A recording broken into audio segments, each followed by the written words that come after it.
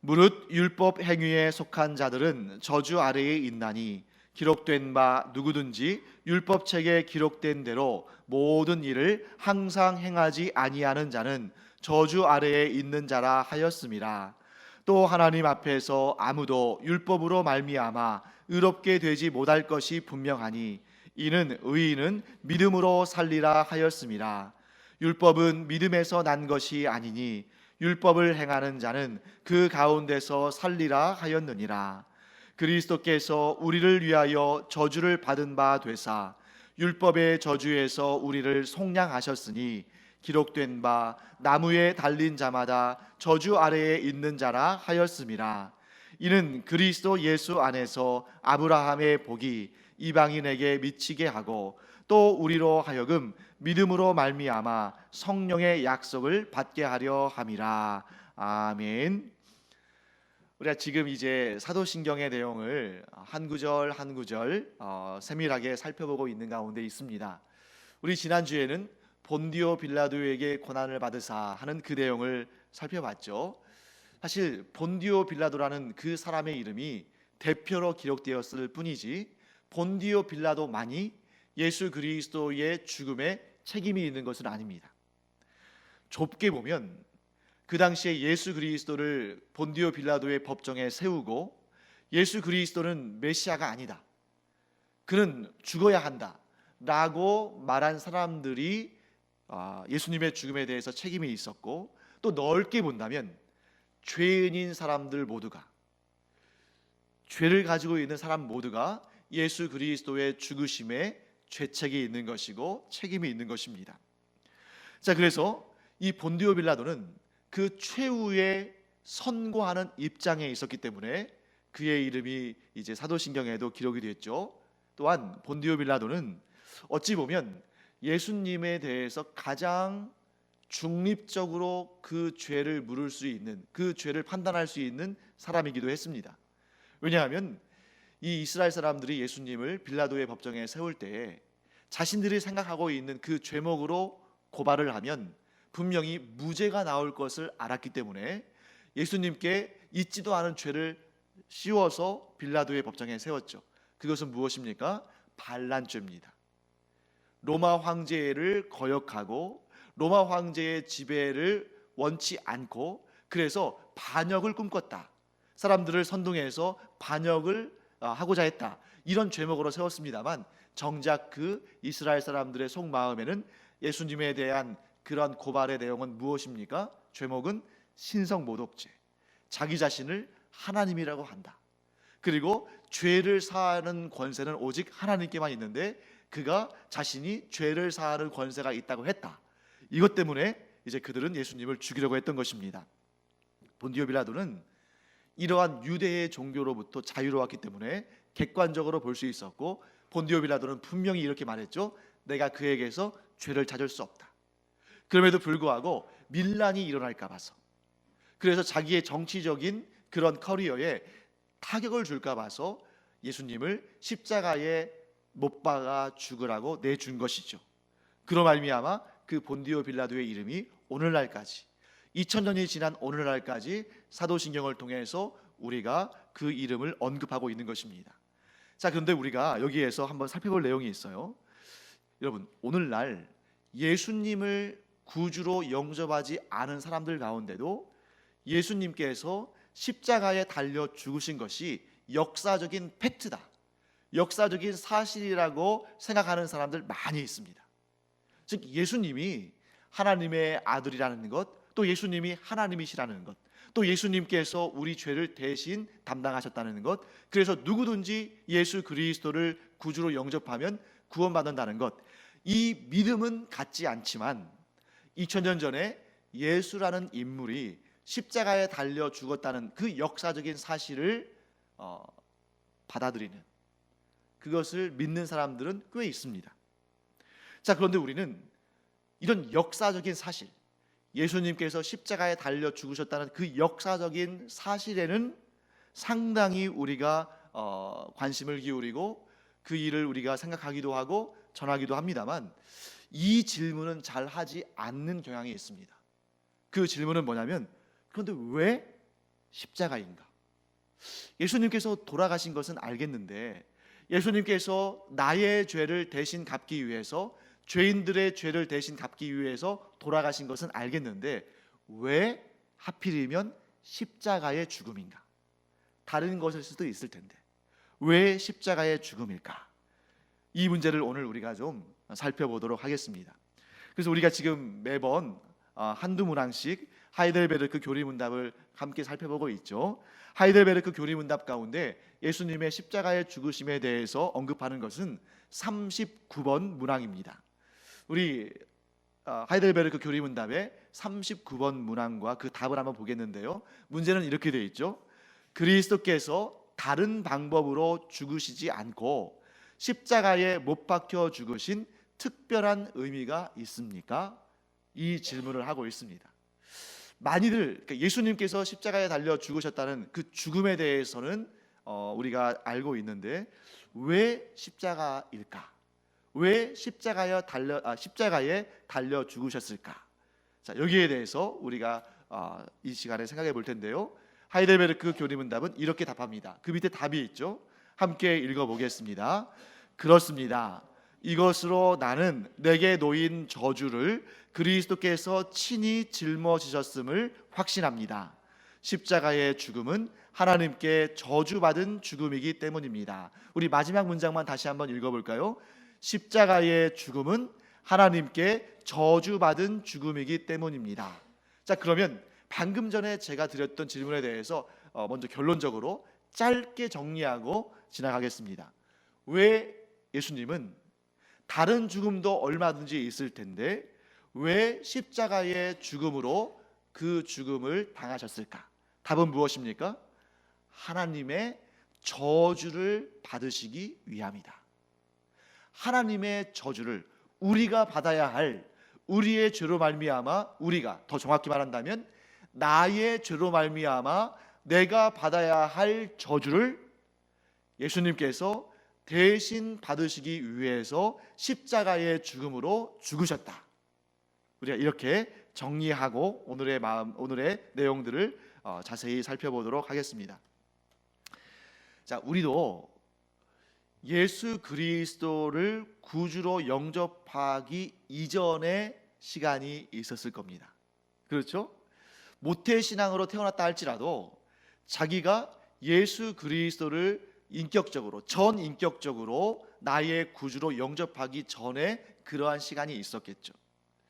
그때는 우리가 십자가의 의미를 온전히 알았다고 말할 수 없습니다.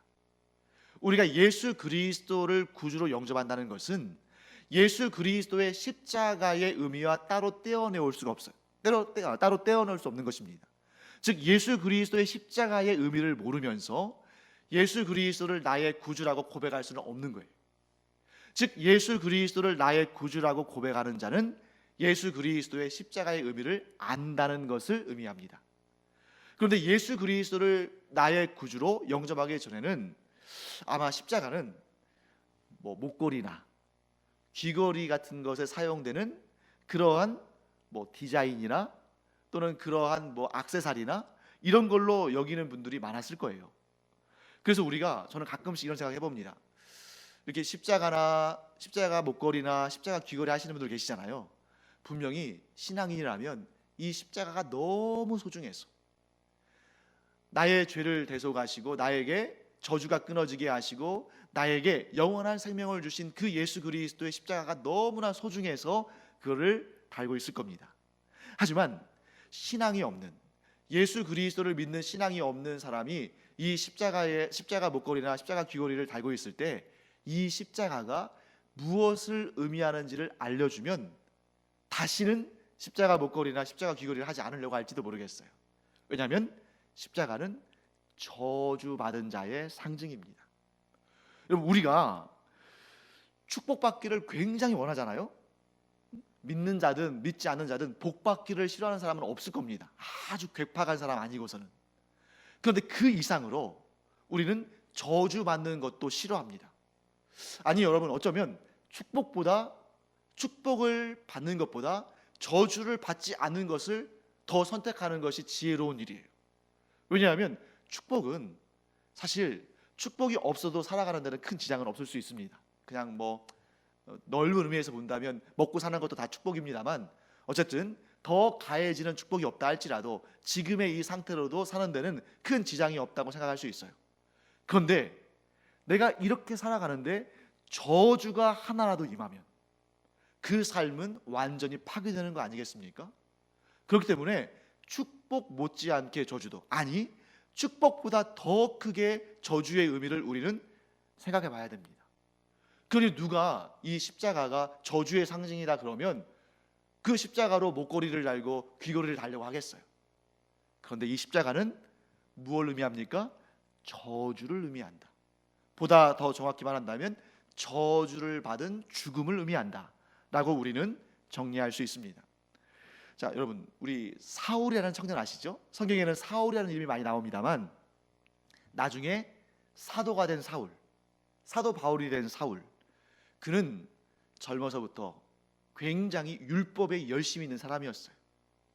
사울은 바리새인이었습니다. 아마 율법을 줄줄줄 다 외웠을 겁니다. 그렇기 때문에 이 사울은 예수 믿는 자들을 핍박하는 일에 있어서 가장 앞장을 섰습니다. 왜 그랬냐면 사울은 율법을 잘 알고 구약 성경을 잘 알았기 때문에 십자가가 무엇을 의미하는지를 너무나 잘 알았어요. 사도 바울이 되기 전에 사울은 십자가가 무엇을 의미하는지를 너무나 잘 알았기 때문에 십자가에 달려 죽은 사람을 하나님이라고 고백하고 십자가에 달려 죽은 자를 주님이라고 따르는 사람들을 견딜 수가 없었던 겁니다. 아니 어떻게 저주받은 죽음을 죽은 자를 메시아라고 구원자라고 하나님이라고 따를 수 있을까? 어떻게 하나님의 율법을 알고 하나님의 말씀을 알고 하나님의 영광을 아는 이 택함받은 할례받은 이 이스라엘 민족 가운데 저런 이상한 사람들이, 저런 불순한 사람들이 생겨날 수 있을까? 어떻게 최악의 저주스러운 죽음을 받고 하나님의 최악의 형벌을 받은 자를 하나님이라고 구원자라고 메시아라고 말할 수 있을까? 내가 두 눈 뜨고 있는 한 나는 그 꼴을 못 본다 하고 그 그리스도인들이 있는 곳마다 심지어 이웃나라까지 올라가서 다메섹까지 올라가서 예수 믿는 자들을, 십자가에 달려 죽은 그 예수를 따르는 자들을 해치려고 했습니다. 사울이 정확히 십자가의 의미를 알고 있었기 때문이죠. 그 십자가의 의미는 예수님께서 십자가에 달려 죽으시기 무려 1500년 전에 이미 성경에 기록되었던 내용을 바탕으로 합니다. 우리 신명기 21장, 구약성경 신명기 21장 22절부터 23절까지 말씀을 한번 같이 읽도록 하겠습니다. 함께 읽겠습니다. 사람이 만일 죽을 죄를 범함으로 내가 그를 죽여 나무 위에 달거든 그 시체를 나무 위에 밤새도록 두지 말고 그 날에 장사하여 내 하나님 여호와께서 내게 기업으로 주시는 땅을 더럽히지 말라. 나무에 달린 자는 하나님께 저주를 받았음이니라. 신명기에 나오는 말씀이에요. 사도 바울은 이 말씀을 아주 정확히 알고 있었고, 따라서 나무 위에 달린 자, 십자가에 달린 예수를 믿는 자들은 정말 용서할 수 없는, 하나님께 저주받은 자를 메시아라고 구원자라고 하나님이라고 고백하는 자들을 도무지 용납할 수 없는 그러한 의로운 분노를 가지고 있었던 것입니다. 사랑하는 성도 여러분, 이 말씀을 통해서 우리는 예수님의 죽음이 어떤 죽음인지를 알 수 있어요. 예수님의 죽음은 어떤 죽음입니까? 저주를 받은 죽음이다 라는 것을 우리는 알 수 있습니다. 또한 우리는 이것을 통해서 뭘 알 수 있냐면 하나님의 품성에 대해서도 알 수 있습니다. 여러분, 우리는 하나님께서 우리에게 복만 주시면 좋겠죠. 우리 그런 마음 들지 않습니까? 나의 하나님께서 나에게 복만 주셨으면 좋겠다. 그런데 우리는 분명히 압니다. 우리가 섬기는 하나님은 복만 주시는 하나님이 아니십니다. 우리가 섬기는 하나님은 어떤 분이셔요? 복만 주시는 분이 아니라 저주도 내리시는 분이십니다. 하나님 안에는 복만 담겨 있는 것이 아니라 저주도 담겨 있고, 하나님은 자유로이 복을 주실 수도 있고 저주를 주실 수도 있습니다. 신명기 27장을 보면 그 내용이 아주 정확히 나옵니다. 신명기는 이제 이스라엘 백성들이 요단강을 건너서 약속의 땅 가나안 땅에 들어가기 바로 직전에 하나님께서 모세를 통해서 이 모압 평지라는, 이 요단강의 동편에 있는 모압 평지라는 그곳에서 이스라엘 백성들에게 하나님의 말씀을 다시 선포하는 아주 중요한 내용을 담고 있는 책이 신명기예요. 그 신명기에서 하나님께서 모세를 통해서 어떤 명령을 내리시냐면, 너희가 요단강을 건너서 약속의 땅 가나안 땅에 들어가거든 너희가 12지파인데 6지파씩 반씩 나누어서 절반은 에발산에, 다른 절반은 그리심산에 세우고, 에발산에서는 저주의 율법을, 또 그리심산에서는 축복의 율법을 선포하고, 그 율법이 선포될 때마다 온 이스라엘 백성들이 아멘으로 화답하라고 말씀하십니다. 우리가 언뜻 생각하면 율법은 하나님께로부터 온 것이고, 그렇기 때문에 율법에는 저주가 없을 것 같잖아요. 그런데 그렇지가 않은 거예요. 율법에는 저주가 담겨 있습니다. 어떤 저주예요? 하나님의 말씀을 지켜 행하지 않을 때에, 하나님께서 기뻐하지 않으시는 일을 행할 때에, 하나님께서 죄라고 정하신 일들을 범할 때에 저주가 임할 것을 하나님은 분명히 말씀하셨습니다. 예를 한번 들어볼까요? 에발산에서 선포되는 말씀들은 이런 것들이 있습니다. 우상을 만들어 섬긴 자들은 저주를 받을지어다. 이렇게 선포하면 모든 이스라엘 백성들이 뭐라고 화답하는 거예요? 아멘으로 외치는 것입니다. 또 이런 것도 있죠. 그 이웃의 경계표를 옮기는 자는 저주를 받을지어다. 여러분, 경계표가 뭐예요? 오늘로 따진다면 이 등기한 거죠. 등기. 내 땅이 여기서부터 저기까지다 하고 이렇게 경계표를 세운 거예요. 그런데 그 옆에 땅을 가진 사람이 욕심을 내서 이 경계표를 멀리 이동시켜 놓고 여기까지가 내 땅이다 라고 속이는 경우가 생기는 거죠. 그렇게 이웃의 경계표를 옮기는 자는 뭘 받는다고요?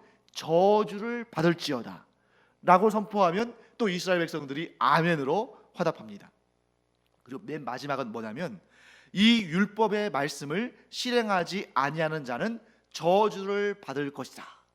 이렇게 선포하면 모든 백성이 또 아멘으로 화답하는 것입니다.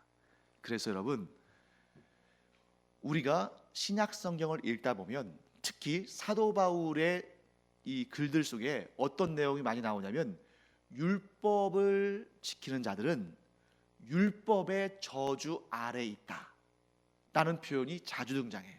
왜냐하면 율법 가운데는 율법에 담겨 있는 하나님의 복도 있지만 율법에는 하나님의 저주도 담겨 있기 때문에 율법 아래에 있다는 것은 율법을 받지 못한 다른 민족은 상상할 수도 없는 축복 아래 있는 것이기도 하지만, 동시에 그 어떤 민족에게도 메어지지 않은 저주 아래 있는 것이기도 합니다.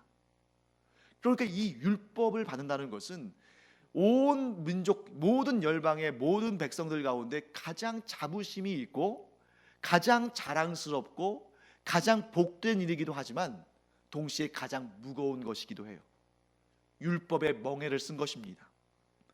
근데 만일 이스라엘 백성들이 이 저주의 율법을 하나도 범하지 않고, 즉 우상도 안 섬기고 이웃의 경계표도 옮기지 않고 율법에 있는 모든 내용들을 다 지켜 행했다면 오직 무엇만 받겠습니까? 복만 받겠죠. 그런데 여러분 생각해 보십시오.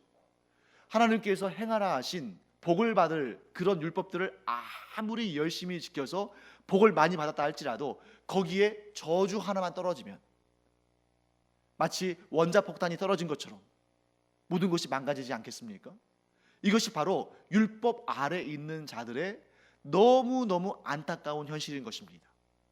그 율법을 하나라도 어기면 그로 말미암아 너무나도 끔찍한 저주 아래 놓이게 된다는 것입니다. 사랑하는 성도 여러분, 사람 가운데는 율법의 저주로부터 자유로울 수 있는 사람이 아무도 없습니다. 어느 누구도 율법을 범하고서 그 저주로부터 자유로울 수 있는 사람은 아무도 없어요. 동시에 그 율법의 그 저주로부터 누군가를 자유롭게 해줄 수 있는 사람도 아무도 없습니다. 사람 중에는 율법의 저주로부터 자유로울 사람도 없고, 다른 일을 율법의 저주로부터 자유롭게 만들어줄 수 있는 사람도 없어요. 그렇기 때문에 율법의 저주 아래 놓여 있는 것입니다. 그러면 여러분, 율법을 받지 않은 이방인들은 이 저주로부터 자유로울까요? 그렇지가 않아요. 왜냐하면 여러분과 저는 율법의 멍에를 쓴 사람들이 아니죠. 우리는 이방인들이니까. 그러면 율법 안에 담겨 있는 복을 우리는 하나도 못 받았습니까? 아니잖아요. 우리가 이방인이고 우리가 율법을 받지 못했지만 율법을 받은 유대인들 못지않게 우리도 하나님께로부터 복을 받고 살아가는 사람들입니다. 그렇기 때문에 우리는 율법을 받은 자들이 아니지만 우리도 율법에 해당하는 율법의 그 저주, 율법을 지키지 않았을 때에 발생하는 그 저주만큼 명확하고 정확하고 세밀하진 않을지 모르지만 우리도 하나님의 뜻대로 살지 않을 때에 받는, 이방인들이 받는 그러한 저주가 있다는 거죠. 하나님께서는 그걸 뭐라고 말씀하시냐면, 일반 은총 가운데 율법을 받지 않은 이방인들도 그 안에 양심과 같이 하나님을 알만한 것이 있고 그것이 곧 핑계하지 못하게 만든다고 하셨습니다. 그렇기 때문에 율법이 있는 자들은 그 율법의 저주 아래 놓여져 있는 것이고, 율법이 없는 자들은 양심이나 또는 하나님을 알만한 것들을 통해서 또한 자신이 죄로 말미암아 저주받은 자라는 것을 알게 됩니다. 결론은 무엇입니까? 율법을 받은 이스라엘 사람들이나 율법을 받지 않은 이방인들이나 모두가 죄 때문에 하나님의 저주 아래 놓여 있다. 이것이 결론인 것이죠. 그렇다면 우리는 어디에서 소망을 찾을 수 있을까? 모든 사람이 죄를 범하며 하나님의 영광에 이르지 못할 뿐만 아니라 하나님의 저주 아래 놓이게 되었으니 이 일을 어떻게 하면 좋은가? 우리의 절망이 깊은 만큼 우리를 향하신 하나님의 불쌍히 여기시는 마음도 깊어지신 것입니다. 하나님께서 우리를 얼마나 불쌍히 여기셨든지 가장 사랑하는 독생자 아들을 우리에게 보내신 것이죠. 만일 하나님께서 우리의 처지를 불쌍하게 여기지 않으셨다면, 아니 불쌍하게는 여기시는데 그냥 대충 적당히 조금 불쌍히 여기셨다면 하나님의 가장 소중한 자를 보내지는 않으셨을 것입니다. 우리가 역으로 이해해 볼 수 있는 거죠. 하나님께서 우리 죄 문제를, 또 우리가 받을 저주의 문제를 해결하시기 위해서 성부 하나님께서 가장 사랑하시는 성자를 이 땅에 보내셨다는 것은 우리를 향하신 하나님의 불쌍히 여기는 마음이 얼마나 크신가를 우리는 알 수 있는 것입니다.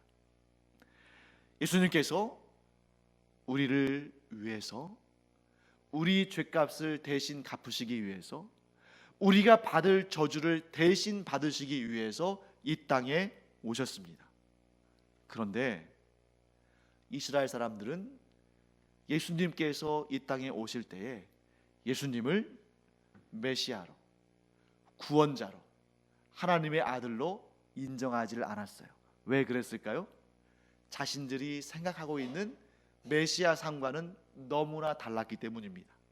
제가 몇 차례에 걸쳐서 이 유대인들, 이스라엘 사람들의 메시아관에 대해서 말씀을 드렸죠. 이스라엘 사람들의 메시아관은 무엇입니까? 지금 정말 고통 가운데 있는 이스라엘 백성들을 구원하실 메시아는 정치적으로 위대한 능력을 가지고 있고 군사적으로 강력한 힘을 가지고 있고, 그리고 모든 표적과 기사를 통해서 다른 이스라엘을 괴롭히는 모든 민족들 뿐만 아니라 열방의 모든 민족들을 제압하시고 이스라엘 민족을 들어 올리시고 그들을 높이시고 그들에게 영광의 관을 씌워주셔서 이스라엘 민족과 함께 온 세상을 다스릴 분, 이분이 바로 메시아라고 여겼습니다. 그렇기 때문에 당연히 메시아는 왕으로 오시는 분이다. 그냥 보통 왕이 아니라 세계를 정복하는 왕으로 오신다. 이런 관념을 가지고 있었어요. 이게 유대인들의 메시아관이었습니다. 그런데 정작 예수님은 낮고 천한 곳에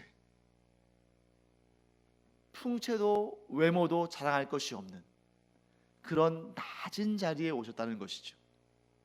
그런데 여러분, 예수님께서 그렇게 낮고 천한 곳에 아름답거나 과시할 만한 모습으로 오지 않으시고 겸손한 모습으로 오신다는 그러한 내용이 성경에 예언이 되어 있지 않았다면 이 이스라엘 사람들이 잘못됐다고 말하기가 힘듭니다.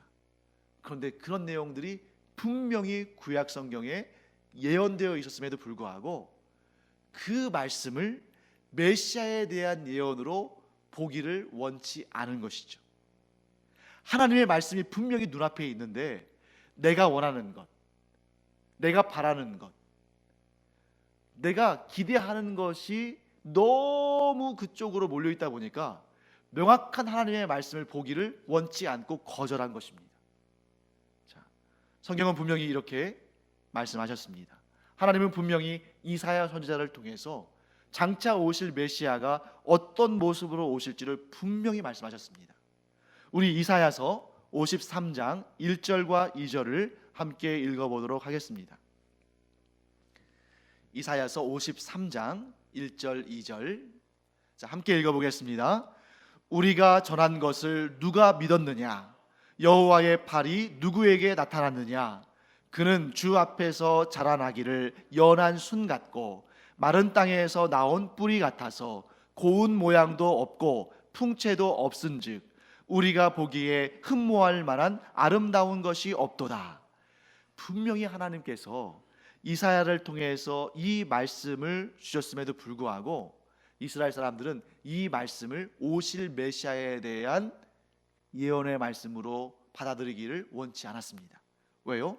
그들이 간절히 원하는 메시아는 온 세상을 통치하는 메시아, 느부갓네살 왕보다, 사나립 왕보다 더 강하고 더 능력 있고 온 세계를 통치할 만한 그러한 위대한 영웅으로 분명히 오실 것이다. 스스로 그렇게 여겼던 것이죠. 그래서 여러분, 이 이스라엘 사람들이 예수님께서 이 땅에 오셨을 때에 그가 왜 메시아인가를 증명하기보다 그가 왜 메시아가 아닌지를 증거하기에 매우 바빴습니다. 심령이 가난한 자들은 예수님께서 행하시는 그 일들, 병자들을 고쳐주시고 귀신을 쫓아내시고 또 가난한 이들에게 복음을 증거하시고 이런 모습을 보면서 다윗의 자손 메시아가 오셨구나 라고 예수님을 받아들인 사람이 있었지만, 도리어 성경을 더 잘 알고 율법을 더 잘 지킨다고 자부하는 사람들은 예수님이 메시아가 아닌 증거들을 대려고 아주 무척 애를 쓰고 심지어 없는 말까지 만들어냈습니다.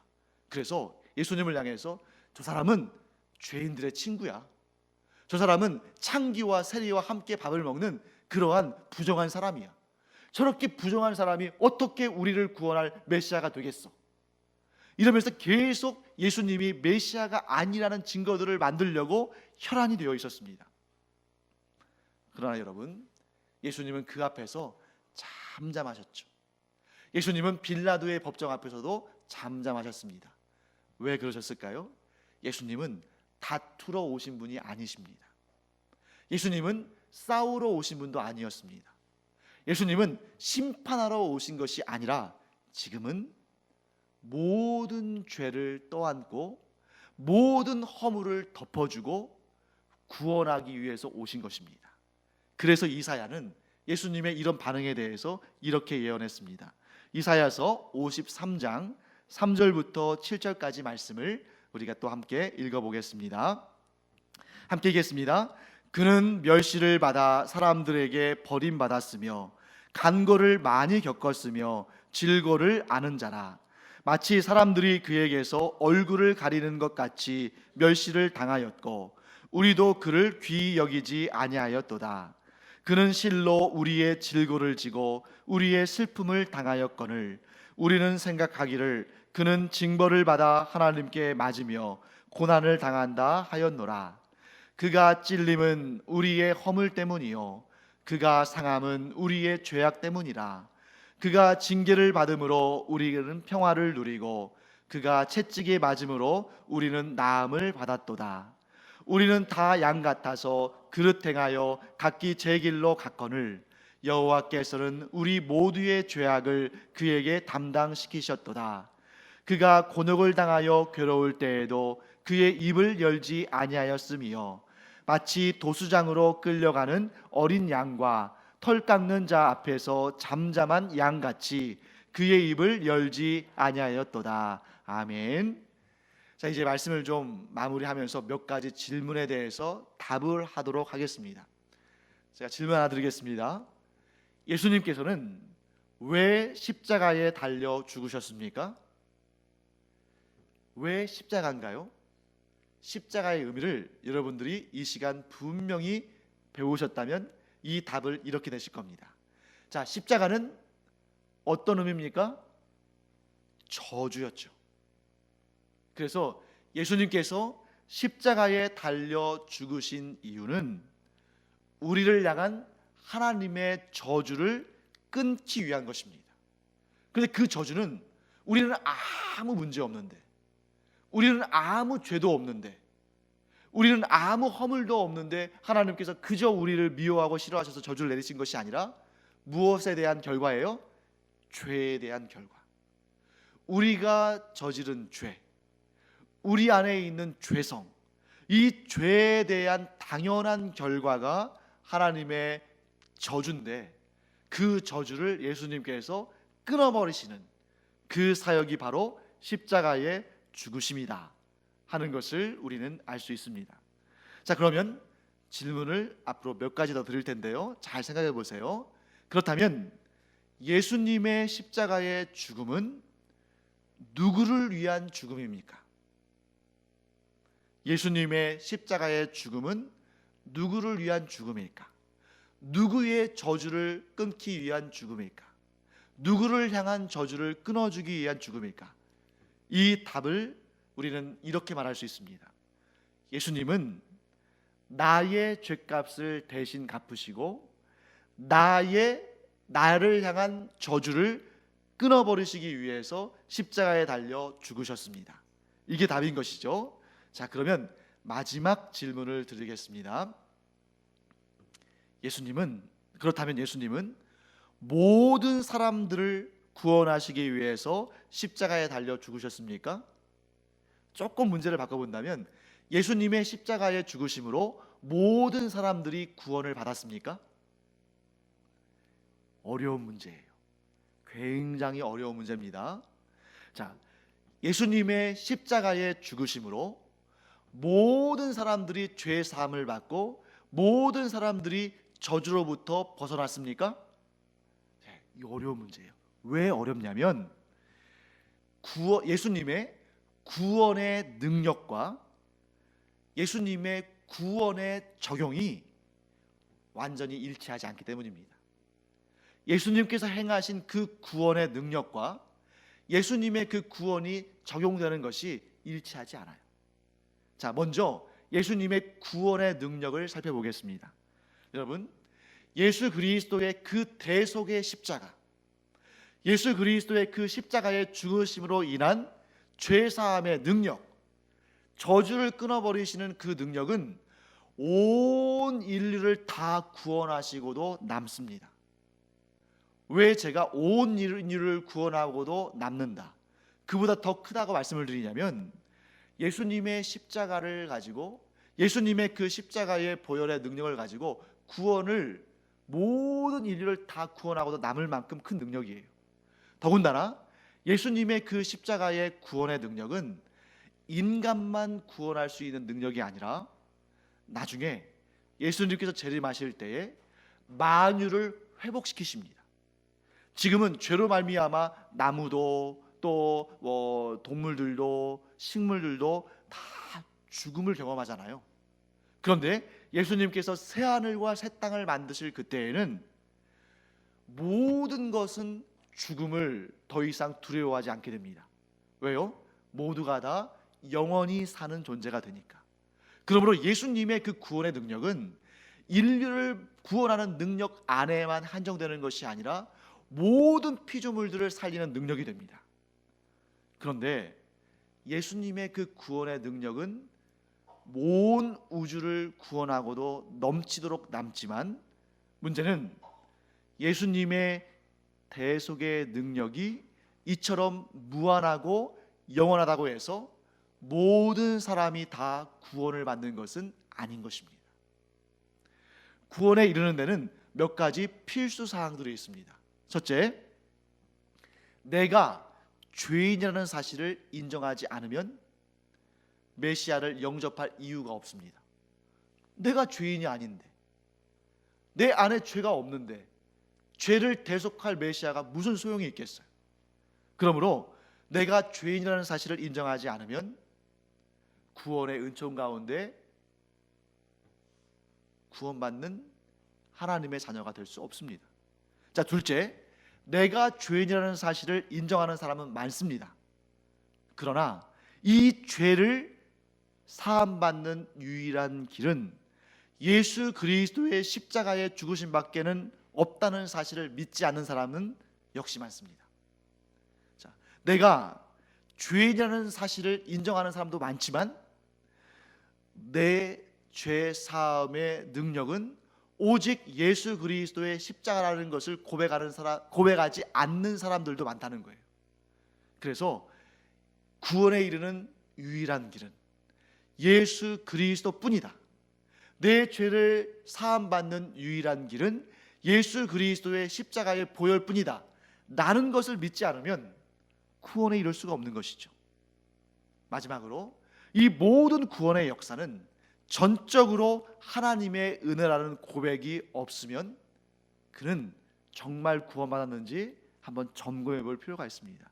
왜냐하면 우리가 진실로 구원받으면 반드시 이런 고백이 나옵니다. 내가 구원받은 것은 전적인 하나님의 은혜다.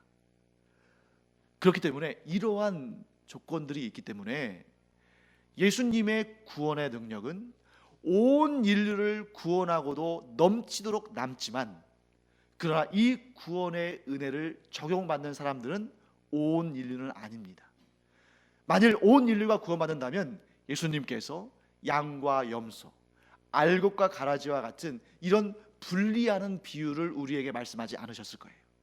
그러므로 우리는 이 시간도 우리 스스로 내가 과연 구원받은 믿음을 가지고 있는지를 점검할 뿐만 아니라 이 구원의 복음을 나 혼자만 누릴 것이 아니라 아직 이 구원의 복음을 영접하지 않은, 아직 예수 그리스도의 십자가의 보혈의 공로를 받아들이지 않는 자들에게 복음을 증거하고 그들도 나와 같이 영원한 생명의 구원을 얻도록 우리가 기도하며 전도하는 이 일에 힘을 쓰는 것, 이것은 우리에게 주신 귀한 과제다, 귀한 명령이다 하는 것을 우리가 마음에 새겨놓기를 바랍니다.